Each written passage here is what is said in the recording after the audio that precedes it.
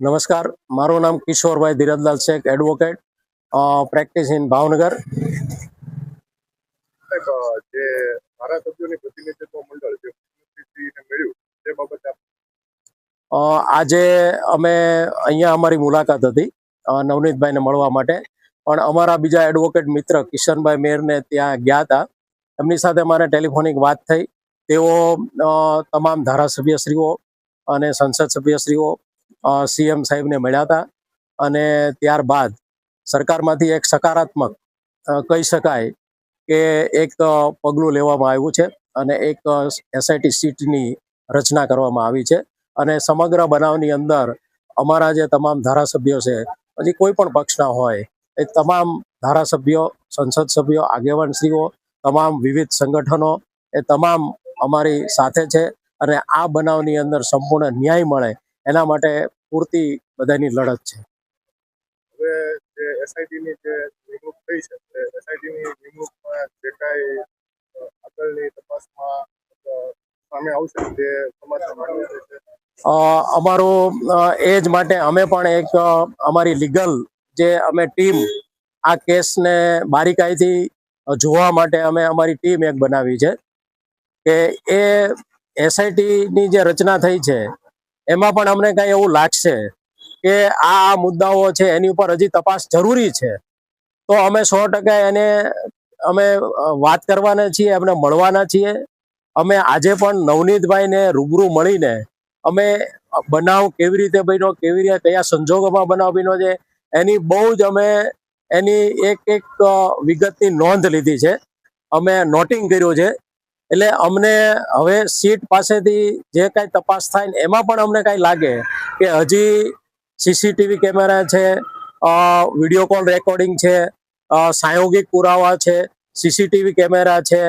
પંચનામા છે, ડિસ્કવરી પંચનામા છે, આરોપીઓનું જે કાંઈ છે એમાં જે કાંઈ અમને લાગશે તો અમે વધારાની તપાસ પણ એની પાસે અમે માગણી કરશું. સરકારશ્રી દ્વારા જે એસઆઈટીની નિમણૂક કરવામાં આવી છે તેમાં જે પીડિત છે નવનીતભાઈ, તેની નવનીતભાઈએ પણ અમે એને વાત કરી, જાણ કરી કે આપના બનાવની અંદર સરકારે સકારાત્મક રીતે એક અને આપણા સમાજના જે આગેવાન ધારાસભ્યો, સંસદ સભ્યો એ જે રજૂઆત કરી એના ફળ સ્વરૂપે આપણને સીટ એસઆઈટીની રચના કરી છે. તો એમણે પણ કીધું કે મને પણ વિશ્વાસ છે કે મને ન્યાય મળશે, અને આપને મેં જણાવ્યું એ પ્રમાણે કે કદાચ તપાસમાં કાંઈ એવું લાગશે તો અમે અમારી રજૂઆત ચોક્કસપણે સીટને કરશું. અને ત્યાર પછી ચાર્જશીટ આવ્યા પછી પણ અમને જો એવું લાગશે કે હજી આમાં પણ કંઈક તપાસમાં ખૂટે છે તો ફરિયાદી પાસે,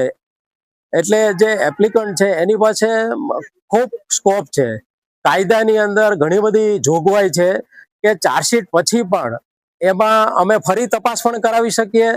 અને ચાલુ ટ્રાયલે કોઈ આરોપીને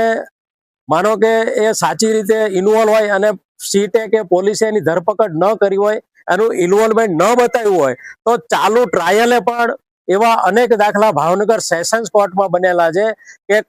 નામદાર કોર્ટ દ્વારા આદેશ કરવામાં આવે છે કે ભાઈ ખરેખર પુરાવા જોતા એવું લાગે છે કે આરોપી આ પણ આમાં સંડોવાયેલો છે, તો એ પણ અમે કાર્યવાહી અમે કરશું. હું એડવોકેટ મનીષાબેન રમેશભાઈ રાઠોડ. આજે અમારા લીગલ ટીમ ભાવનગર તરફથી નવનીતભાઈના તરફેણમાં આખી ભાવનગર જિલ્લા તાલુકાના સમસ્ત તાલુકાના કોળી સમાજના વકીલો આજે હાજર છીએ, અને નવનીતભાઈને કેસમાં આજે જે એસઆઈટી સીટની રચના કરવામાં આવી છે એ સીટના સંદર્ભમાં આજે અમારા કોળી સમાજના 6 વકીલોની જે એક ટીમ નક્કી કરવામાં આવેલ છે, એ ટીમના સભ્ય તરીકે હું પણ આજે એસઆઈટી ટીમને અમે 6 જણા જ્યાં પણ એસઆઈટી ટીમની તપાસમાં જરૂર હશે ત્યાં અમે માર્ગદર્શન આપશું, અને નવનીતભાઈને કેસમાં ક્યાંય પણ તપાસમાં કચાશ કે ઢીલાશ ન રહી જાય અને કોઈ પણ આરોપીઓ છૂટી ન જાય તે માટેના અમે પ્રયાસો કરશું.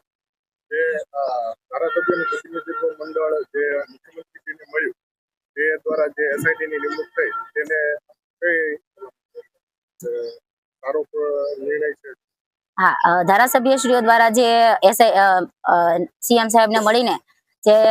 રજૂઆત કરવામાં આવી તેના અંડરમાં જે એસઆઈટીની રચના કરવામાં આવી તેને અમે આવકારીએ છીએ, અને આ નિર્ણય દ્વારા અમે એવી આશા રાખીએ છીએ કે જે પૂર્વ તપાસ કરનાર અધિકારીઓ દ્વારા જે તપાસમાં ઢીલાશ રાખવામાં આવી છે એવી કોઈ પણ પ્રકારની ઢીલાશ અને રાજકીય લાગવગ વગર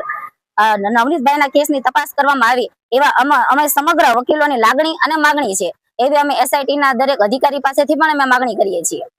પીડિતને જે અત્યારે જે સમગ્ર એડવોકેટ ની ટીમ જે મળી તે પછી જે પીડિતની